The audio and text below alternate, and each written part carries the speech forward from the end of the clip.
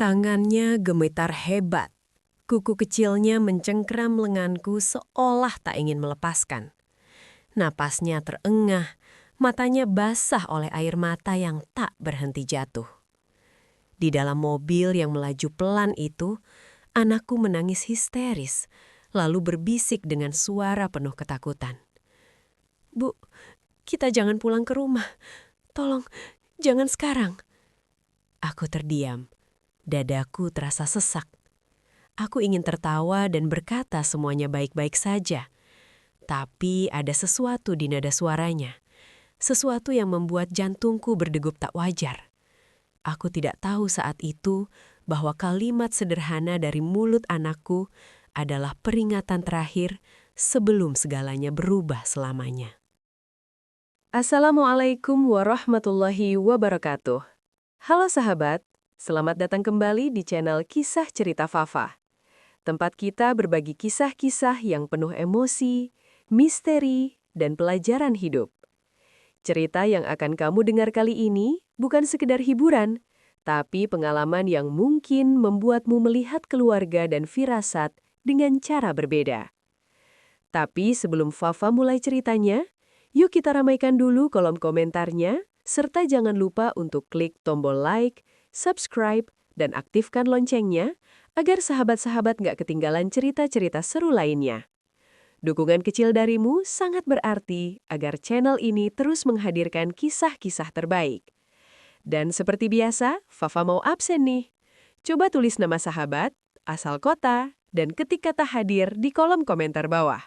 Fafa pengen tahu sahabat setia Fafa ada dari kota mana saja. Sudah siap sahabat? Yuk kita langsung masuk ke ceritanya. Hari itu tidak seharusnya menjadi hari yang istimewa. Tidak ada firasat buruk saat aku berangkat kerja. Tidak ada mimpi aneh semalam sebelumnya. Semua terasa biasa. Terlalu biasa. Dan justru karena itulah, aku tidak siap ketika segalanya berubah hanya karena satu kalimat dari mulut anakku. Aku menjemputnya sore itu, menjelang maghrib. Langit kelabu, jalanan padat, dan kepalaku penuh dengan pikiran tentang pekerjaan yang melelahkan. Begitu dia masuk ke mobil, aku langsung menyadari ada sesuatu yang berbeda. Dia tidak menyapaku seperti biasa, tidak tersenyum, tidak bercerita. Aku melirik ke kaca spion. Wajahnya pucat, tangannya saling menggenggam erat di pangkuannya. Matanya terus bergerak, seolah mengawasi sesuatu yang tidak bisa kulihat. Awalnya aku mengira dia hanya kelelahan. Anak-anak sering seperti itu. Tapi beberapa menit kemudian, nafasnya mulai tidak teratur. Bahunya naik turun cepat. Dan tiba-tiba, dia menangis. Bukan tangisan kecil, bukan rengekan. Itu tangisan histeris. "Bu!" Suaranya bergetar. "Kenapa, Nak?" tanyaku sambil memperlambat mobil. "Bu, jangan pulang ke rumah, tolong." Tanganku refleks mengerem. Dadaku langsung terasa sesak. Aku tertawa kecil, berusaha menenangkan suasana. Tapi di dalam hatiku, ada ketakutan yang tidak bisa kujelaskan. Aku belum tahu bahwa kalimat itu adalah awal dari mimpi buruk yang nyata. Sepanjang perjalanan menuju rumah, pikiranku tidak lagi fokus pada jalan. Ucapan anakku terus terngiang di kepala, berulang-ulang seperti kaset rusak yang tak mau berhenti. "Bu, kita jangan pulang ke rumah." Kalimat itu terdengar sederhana, tapi cara dia mengatakannya itu bukan permintaan, itu peringatan. Tanpa sadar, pikiranku mulai menarik benang ke belakang, ke bulan-bulan terakhir, ke perubahan kecil yang selama ini kupaksa untuk kuanggap biasa. Perubahan yang selalu kubela dengan alasan, dia capek, dia banyak beban, dia tetap suamiku.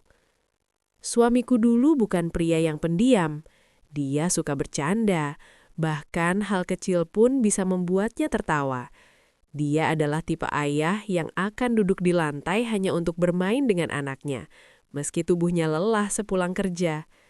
Aku masih ingat Bagaimana dia selalu memeluk kami berdua sebelum tidur, seolah ingin memastikan kami benar-benar ada. Tapi, semua itu berubah. Tidak sekaligus, justru perlahan, terlalu perlahan, hingga aku tidak menyadarinya. Awalnya hanya kebiasaan pulang lebih malam. Katanya pekerjaan sedang berat, proyek menumpuk. Aku percaya, aku memilih percaya. Karena menjadi istri berarti memberi kepercayaan, bukan? Lalu dia mulai jarang bicara. Saat aku bertanya tentang harinya, jawabannya singkat, datar. Tidak ada cerita, tidak ada keluhan. Seolah hidupnya berhenti di luar pintu rumah dan dia tidak ingin membawanya masuk. Aku ingat suatu malam, aku bertanya pelan, "Kamu nggak apa-apa?" Dia hanya mengangguk tanpa menatapku. Dan aku tidak bertanya lagi. Sedikit demi sedikit, dia menjauh. Duduk di ruang tamu tapi tidak benar-benar ada. Menatap ponsel berjam-jam, mengunci pintu kamar kerja. Bahkan saat makan bersama pun, pikirannya entah di mana. Anakku mulai bertanya, "Ayah kenapa sekarang jarang main?" Aku tersenyum dan menjawab, "Ayah capek." Padahal sebenarnya, aku sendiri mulai ragu dengan jawabanku. Yang paling membuatku tidak nyaman adalah tatapan matanya. Tatapan kosong. Bukan marah, bukan sedih. Tapi seperti seseorang yang sedang tenggelam dan tidak tahu cara meminta tolong. Tanganku mencengkeram setir lebih erat. Nafasku terasa berat. Aku ingin percaya bahwa semua ini hanya kebetulan. Tapi suara kecil di dalam hatiku mulai berteriak, menuntut untuk didengarkan. Untuk pertama kalinya sejak menikah, aku merasa tak benar-benar mengenal pria yang hidup serumah denganku. Dan saat mobil semakin dekat ke rumah, ketakutan itu berubah menjadi satu kesadaran pahit. Kadang, orang yang paling berbahaya bukanlah orang asing, melainkan orang yang paling kita percaya. Mobil akhirnya berhenti di depan rumah kami. Mesin masih menyala, tapi aku tidak langsung mematikannya.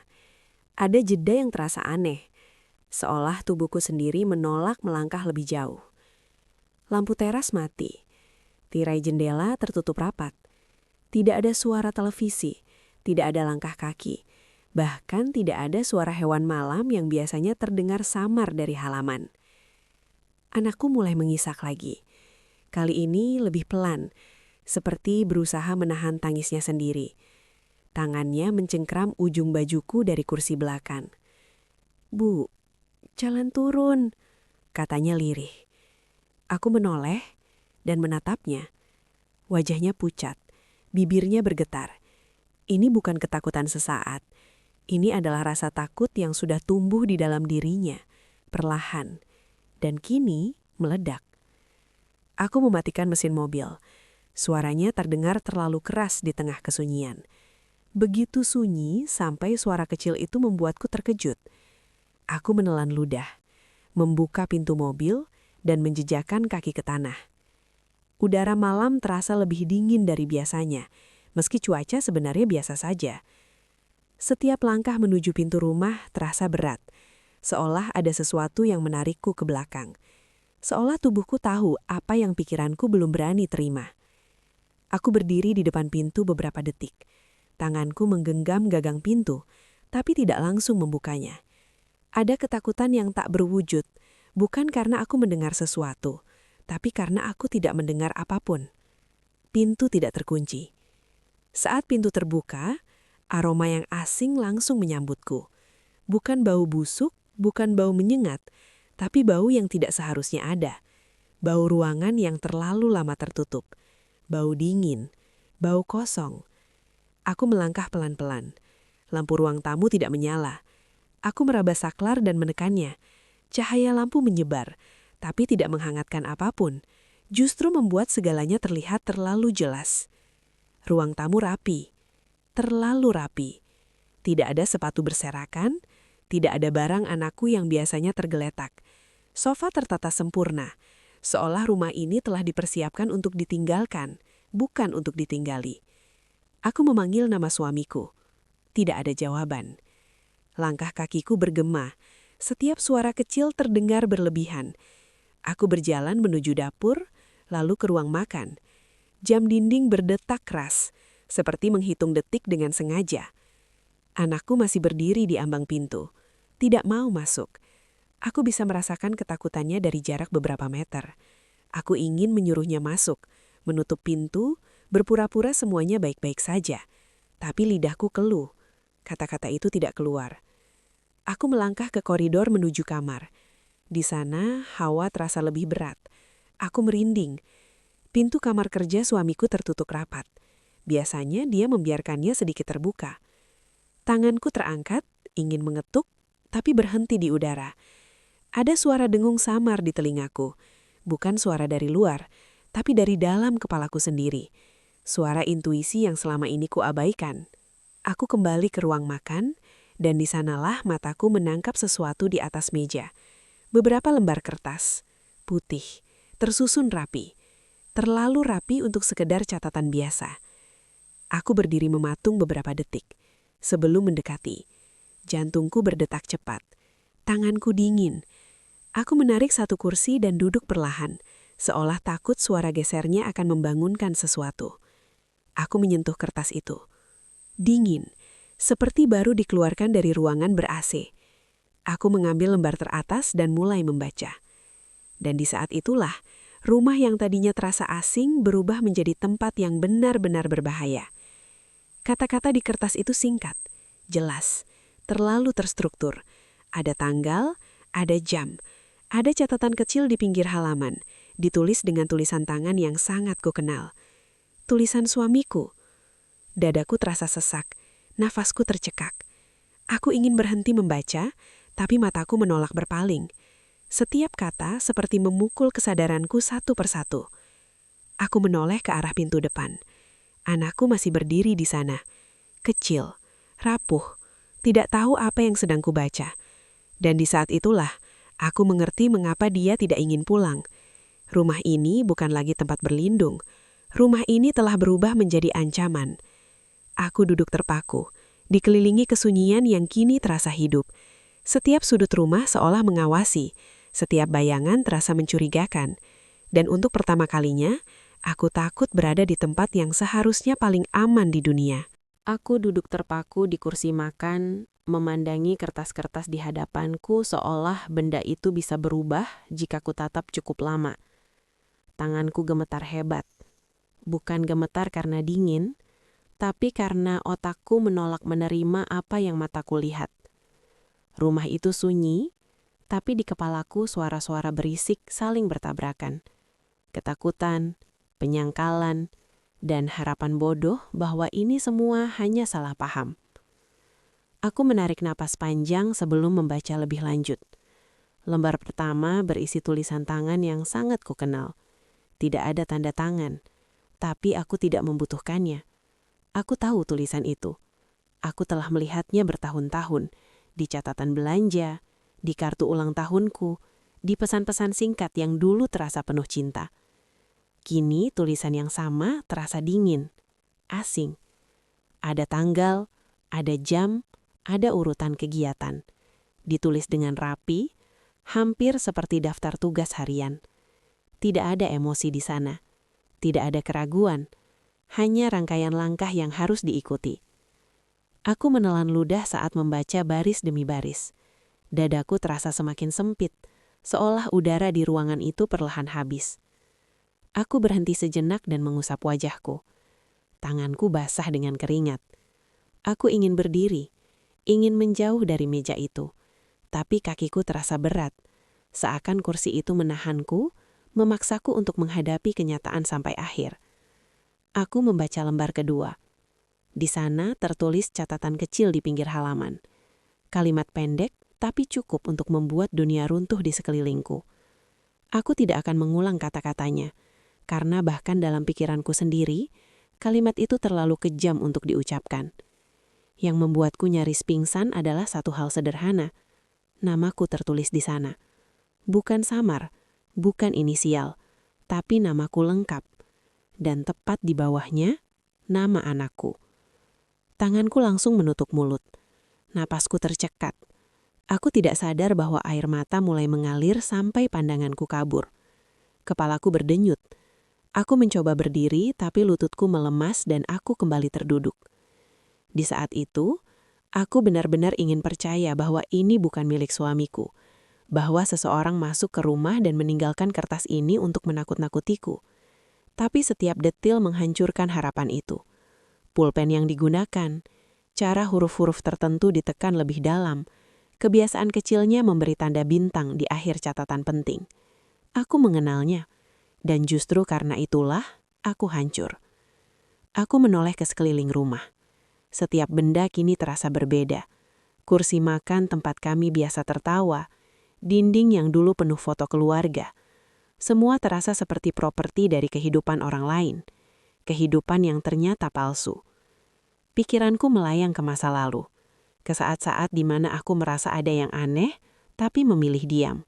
Ke malam-malam saat aku melihatnya termenung sendirian, dan aku memilih tidur. Ke pertanyaan-pertanyaan yang tidak pernah kutanyakan, karena takut jawabannya akan menyakitkan. Sekarang jawabannya ada di hadapanku, dan rasa sakitnya jauh lebih besar dari yang pernah kubayangkan. Aku mendengar isakan kecil dari arah pintu. Anakku.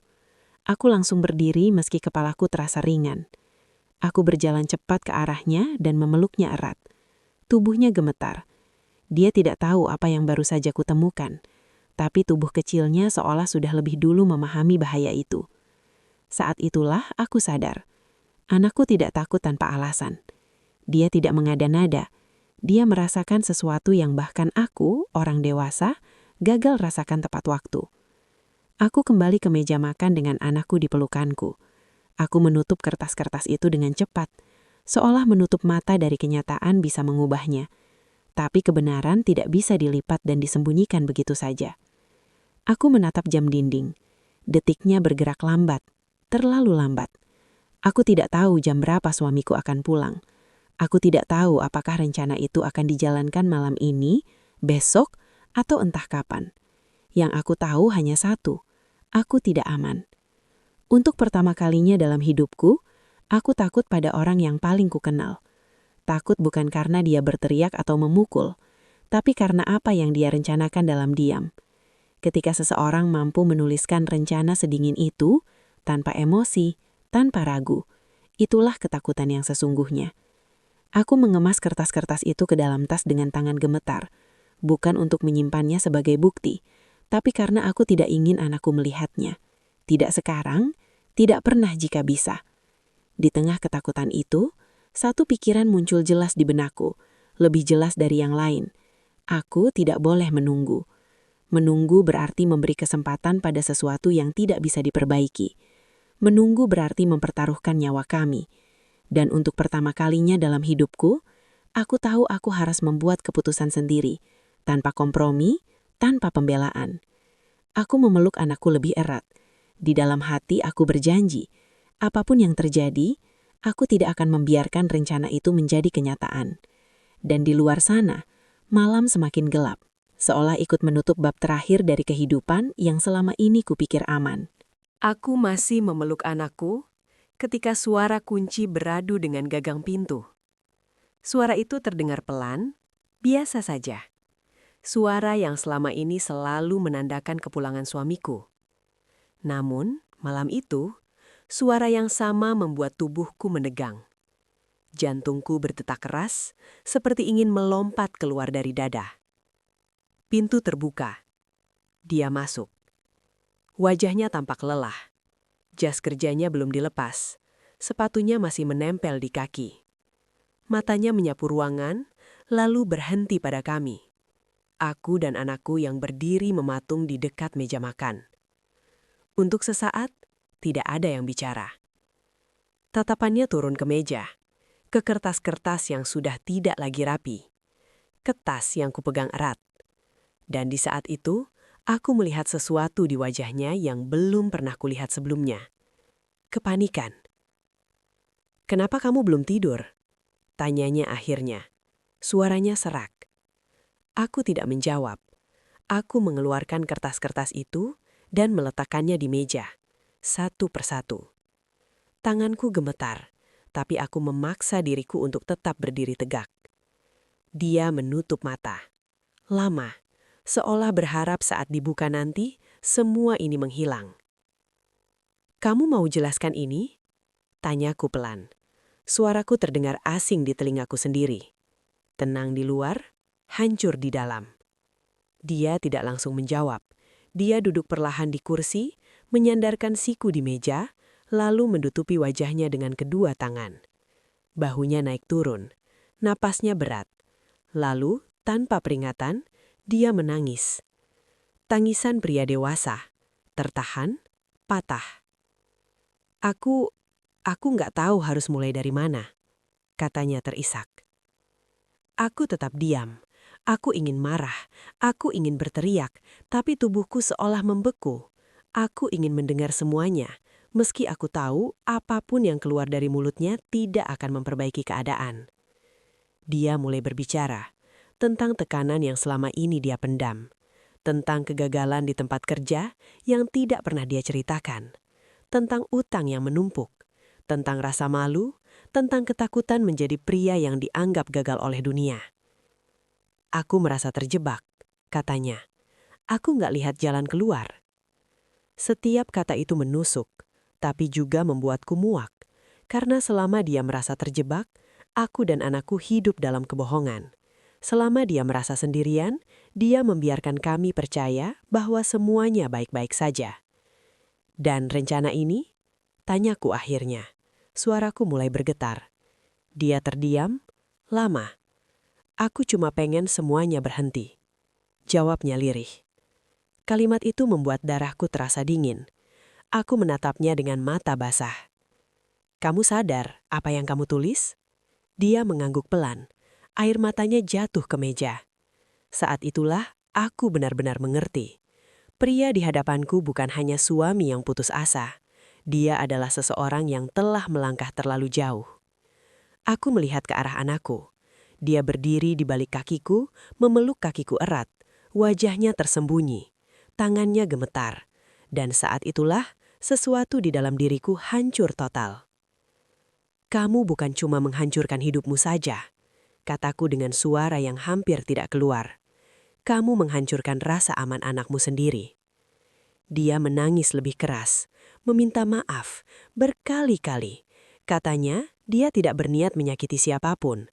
Katanya dia hanya lelah. Katanya dia akan memperbaiki semuanya. Tapi ada satu hal yang dia tidak mengerti. Begitu rencana itu ditulis, semuanya sudah berubah. Kepercayaan tidak rusak oleh tindakan saja. Ia juga hancur oleh niat. Aku mendengarkan sampai dia selesai berbicara. Aku tidak memotong, tidak berdebat. Karena di dalam hatiku, keputusan sudah mulai terbentuk. Pelan, tapi pasti. Aku menyadari bahwa aku tidak lagi berbicara dengan pria yang bisa kuandalkan untuk melindungi keluarga. Aku berbicara dengan seseorang yang tidak lagi aman untuk kami. Ketika dia akhirnya terdiam, aku berkata pelan, tapi tegas. "Aku nggak bisa tinggal di sini malam ini." Dia menatapku kaget. "Apa maksudmu?" "Aku dan anakku akan pergi." Dia bangkit dari kursi, mencoba mendekat. Aku mundur satu langkah. Refleks, naluri. "Jangan," kataku singkat. Saat itu, aku melihat sesuatu di matanya. Bukan kemarahan, tapi kehancuran. Namun kehancuran itu tidak lagi membuatku iba. Yang kupikirkan hanya satu, keselamatan anakku. Aku mengemas beberapa barang penting dengan cepat. Tidak banyak. Aku tidak peduli pada benda. Aku hanya peduli pada waktu. Setiap detik terasa berharga. Sebelum pergi, aku menatapnya untuk terakhir kalinya malam itu. "Aku berharap kamu mencari bantuan, tapi aku tidak akan mempertaruhkan anakku." Dia tidak menjawab, hanya menangis dalam diam. Dan saat aku menutup rumah itu, aku tahu, aku baru saja meninggalkan kehidupan lama yang tidak akan pernah bisa kembali seperti semula. Aku memegang tangan anakku erat-erat saat kami melangkah menjauh dari ruang makan. Tangannya kecil, dingin, dan masih gemetar. Setiap langkah terasa seperti berjalan di atas kaca. Pelan, hati-hati, dan penuh rasa takut. Aku tidak tahu apa yang akan terjadi selanjutnya. Aku tidak tahu kemana kami akan pergi. Tapi satu hal sangat jelas di kepalaku. Kami tidak bisa tinggal di rumah itu 1 detik pun lebih lama. Anakku tidak menangis lagi. Justru itu yang membuatku semakin khawatir. Dia terlalu diam, terlalu patuh, seolah tubuh kecilnya sudah kelelahan oleh ketakutan yang terlalu besar untuk usianya. Dia hanya menempel di sisiku, berjalan tanpa bertanya, tanpa protes, tanpa satupun keluhan. Di dalam mobil, aku menutup pintu dengan pelan. Aku tidak ingin suara apapun menarik perhatian. Tanganku gemetar saat menyalakan mesin. Lampu dashboard menyala, menerangi wajah anakku. Aku menoleh dan melihat matanya. Mata yang biasanya cerah, kini tampak redup. Ada sesuatu di sana yang tidak seharusnya dimiliki anak seusianya. Kewaspadaan. Aku menelan ludah. Dadaku terasa nyeri. "Maaf ya nak," kataku pelan, hampir berbisik. Dia menggeleng. "Bukan salah ibu," jawabnya lirih. Kalimat itu menghantamku lebih keras daripada teriakan manapun. Bagaimana mungkin anak sekecil ini sudah belajar untuk memahami situasi seberat ini? Bagaimana mungkin dia lebih cepat mengerti bahaya daripada aku, orang dewasa yang selama ini merasa paling tahu segalanya? Mobil melaju perlahan meninggalkan halaman rumah. Dari kaca spion, rumah itu semakin menjauh. Rumah yang dulu kupikir sebagai tempat paling aman di dunia, kini terasa seperti penjara yang nyaris menelan kami. Aku mulai mengingat kembali hari-hari terakhir. Hal-hal kecil yang dulu kuanggap sepele. Tatapan anakku yang sering kosong saat ayahnya pulang. Cara dia tiba-tiba memilih tidur lebih cepat. Cara dia jarang berada di ruangan yang sama dengan ayahnya tanpa alasan jelas. Aku ingat satu kejadian yang kini terasa sangat jelas. Beberapa hari lalu, anakku pernah bertanya dengan suara polos. "Bu, kalau kita pergi lama, itu nggak apa-apa kan?" Saat itu aku hanya tersenyum dan berkata, "Kenapa tiba-tiba tanya begitu?" Dia mengangkat bahu. "Nggak apa-apa, aku cuma nanya." Sekarang aku tahu, dia tidak cuma bertanya. Anakku merasakan perubahan jauh sebelum aku mau mengakuinya. Dia merasakan suasana rumah yang menegang, nada suara ayahnya yang berubah, keheningan yang terlalu panjang. Anak-anak mungkin tidak memahami kata-kata orang dewasa, tapi mereka sangat peka terhadap emosi, terhadap bahaya, terhadap ketidaktulusan. Aku bersalah, sangat bersalah. Aku yang seharusnya menjadi pelindungnya, justru terlambat menyadari ancaman. Aku terlalu sibuk menjadi istri yang pengertian, hingga lupa menjadi ibu yang waspada. Aku berhenti di lampu merah dan menoleh ke kursi belakang. Anakku menatapku balik. Matanya berkaca-kaca, tapi dia tidak menangis. "Bu, iya nak, kita aman sekarang kan?" Aku terdiam beberapa detik sebelum menjawab. Aku ingin mengatakan iya dengan penuh keyakinan, tapi kejujuran memaksaku berkata dengan cara lain. "Ibu akan memastikan kita aman, apapun caranya." Dia mengangguk pelan, seolah jawaban itu sudah cukup. Saat itulah aku menyadari sesuatu yang sangat penting. Anak ini mempercayaiku sepenuhnya, dan kepercayaan itu adalah tanggung jawab terbesar dalam hidupku. Aku memarkir mobil sejenak di pinggir jalan yang sepi. Aku mematikan mesin dan memejamkan mata. Aku butuh beberapa detik untuk bernafas, untuk mengumpulkan pikiranku yang berantakan, untuk menyadari bahwa hidupku telah berubah, dan aku tidak bisa berpura-pura sebaliknya. Di dalam keheningan itu, aku membuat janji dalam hati. Janji yang tidak akan pernah kutarik kembali. Aku akan mendengarkan firasat. Aku akan mempercayai naluri. Aku tidak akan lagi mengabaikan tanda-tanda hanya untuk menjaga ilusi keluarga utuh. Aku memegang tangan anakku dan menempelkannya ke dadaku. "Dengar nak," kataku pelan. "Apapun yang terjadi nanti, ibu janji, Ibu akan selalu dengar kamu." Dia menatapku lama, lalu memelukku erat dari kursi belakang. Pelukan kecil itu terasa seperti jangkar, menahanku agar tidak tenggelam dalam rasa takut. Saat aku kembali menyalakan mesin dan melanjutkan perjalanan, aku tahu satu hal pasti. Jika bukan karena firasat anakku, mungkin aku tidak akan pernah berani pergi. Kadang, keselamatan tidak datang dari kekuatan besar atau rencana matang. Kadang ia datang dari suara kecil yang gemetar, yang hanya meminta satu hal sederhana. "Bu, jangan pulang."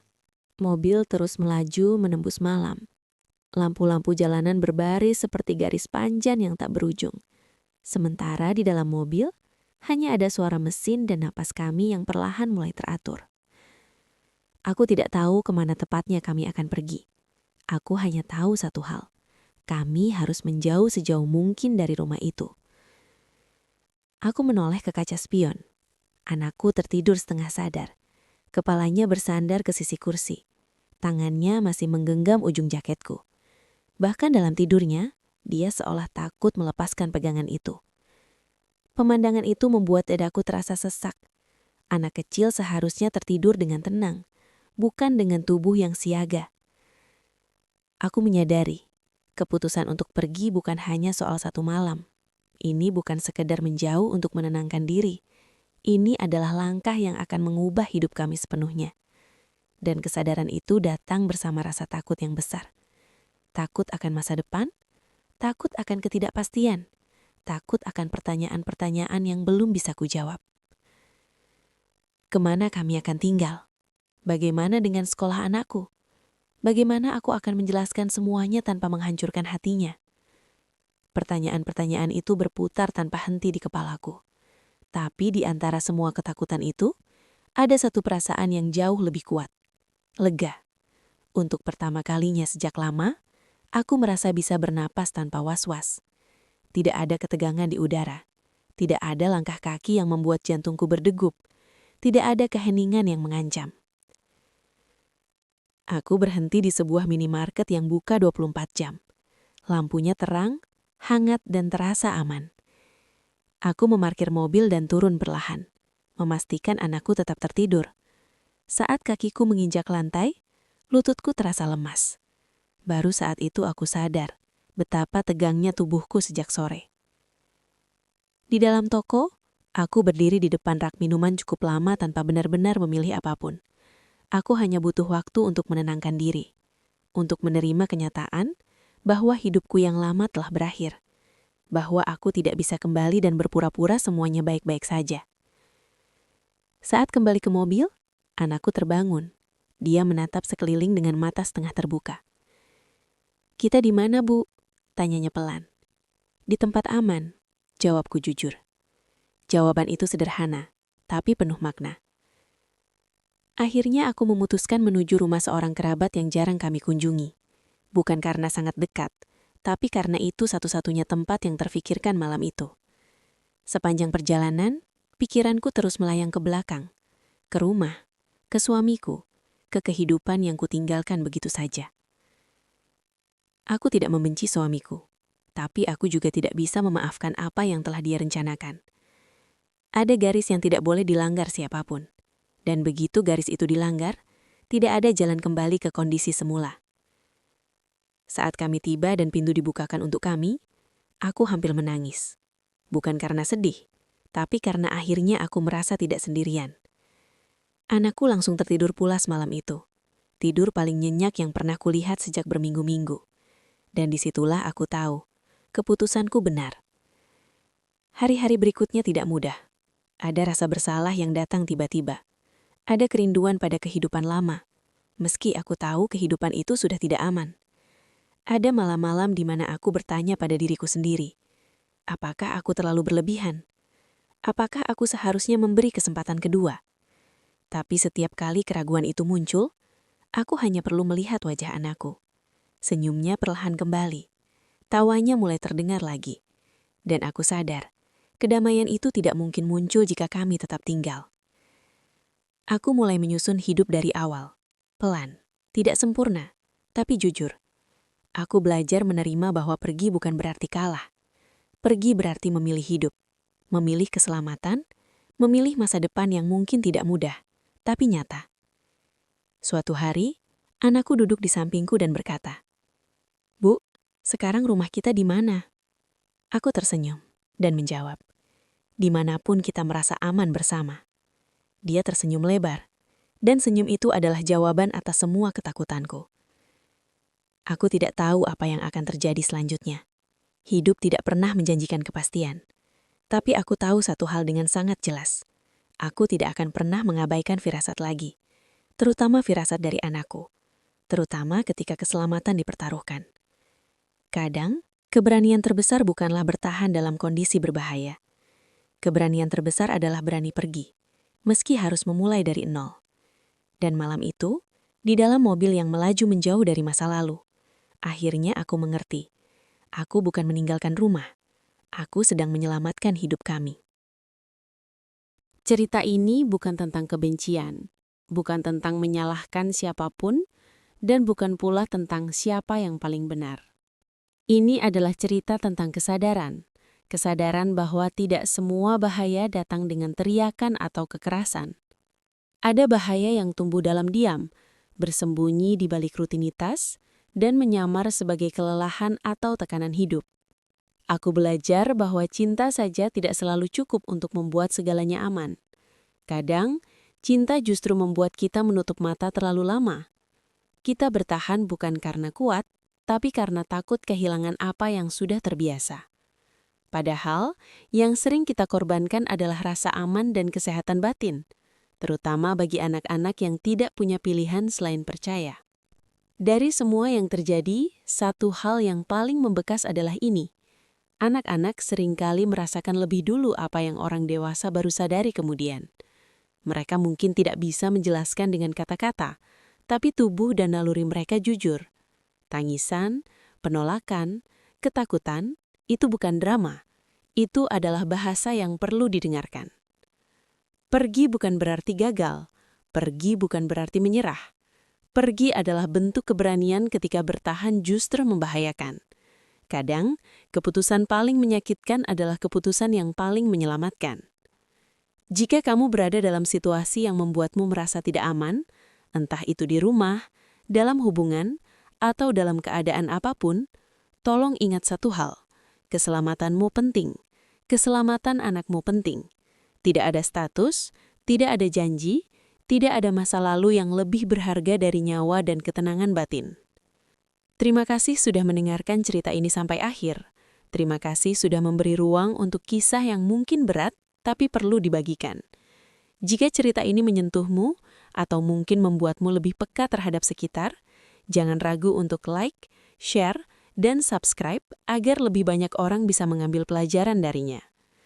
Sampai jumpa di cerita Fafa berikutnya. Dengan cerita lain, pengalaman lain, dan harapan bahwa kita semua belajar untuk lebih mendengar. Bukan hanya dengan telinga, tapi dengan hati.